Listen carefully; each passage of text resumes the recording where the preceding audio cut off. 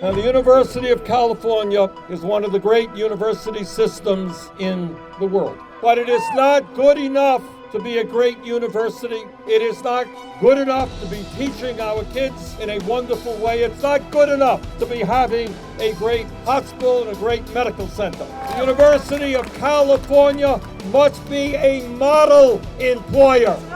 It must be an employer that respects its workers. It must be an employer that treats its workers with dignity, and it must sit down with its unions and negotiate in good faith. UC is accusing us of engaging in theatrics. They refer to this as theatrics, what we're doing today.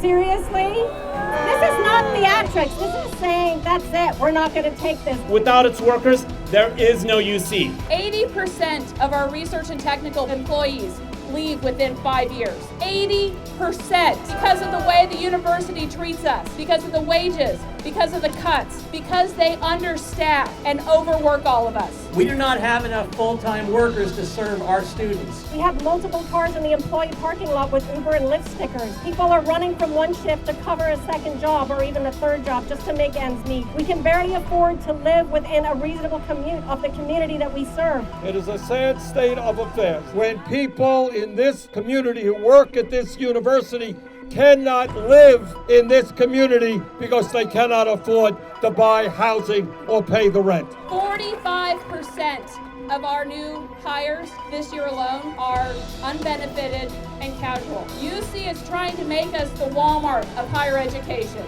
The soft-bellied greed of the millionaires running the university cannot withstand the unstoppable force of everybody gathered here today and across the state. We will struggle together and we will fight together. The struggle that you are fighting here is a struggle that exists in every state in this country. While 40 million Americans live in poverty, we have massive levels of income and wealth inequality, which is immoral and economically unsustainable.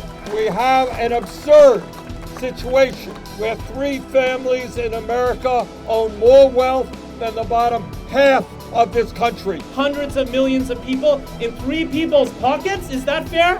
This is private corporate logic that's infusing itself into every system that we know of. We are all living in a time when wealth, power, and privilege are on notice, and we are serving that notice. The working families of this country are demanding an economy that works for all of us, and that can begin right here on this campus.